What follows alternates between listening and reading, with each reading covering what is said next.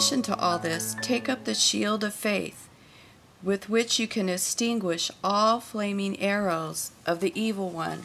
Just imagine how many arrows are getting flung at you every day that we don't even understand or know about. At work, we work with non-believers. We maybe watch television shows or go out and see movies that are bombarding us full of things that maybe aren't so pure and clean. We have many unbeliever family members. There's laws. There's all kinds of things going on that are taking away a lot of our freedoms and putting us in front of a lot of attacks.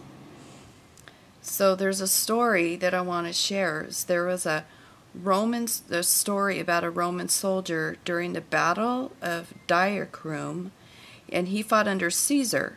He was said to have guarded the gates with one eye gone, thigh and shoulder wounded, and 120 arrows that was bored into his shield.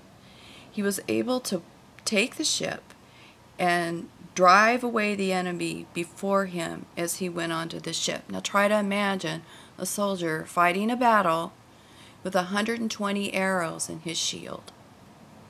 So we get bombarded with these arrows. So I want to explain that the shield in the Romans' days did not resemble the ones of the medieval days that you might imagine. It was much larger, sometimes 3 feet tall and 3 feet wide. It covered almost all of their body. In the center was a boss, and it was to take on additional blows and to solidify the strength of the shield. That the shield was made with wood.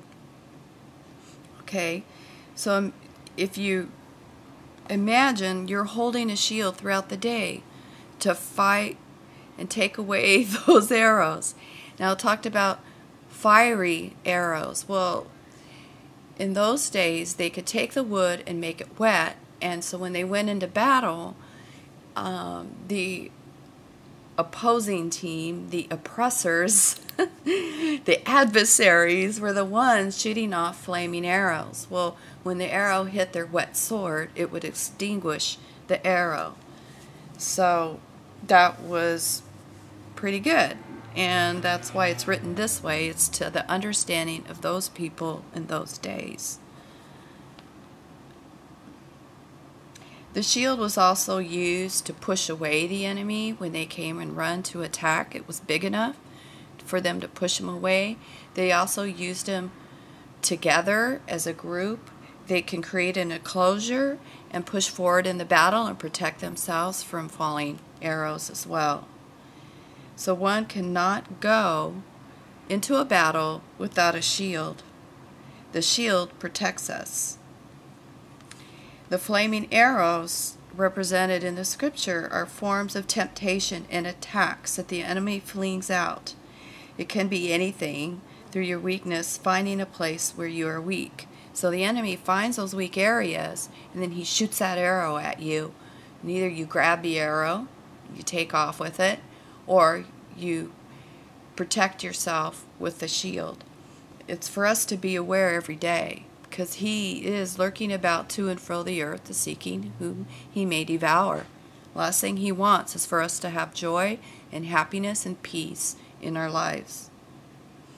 So the shield of faith means to actively trust in the living God and his word.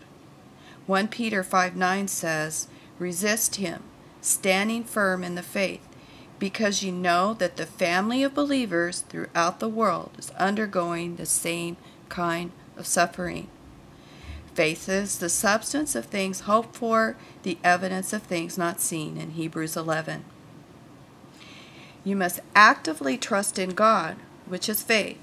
Then it means to obey his commandments. You take up the shield and trust in God and his word. Just remember that God allows the enemy to shoot his fiery arrows to drive us to a deeper experience with Christ.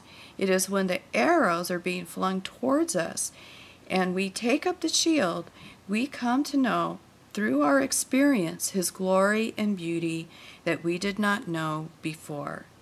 In Psalm 18:2, David said that he is my rock and my fortress and my deliverer, my God, my rock in whom I take refuge, my shield, and the horn of my salvation, my stronghold.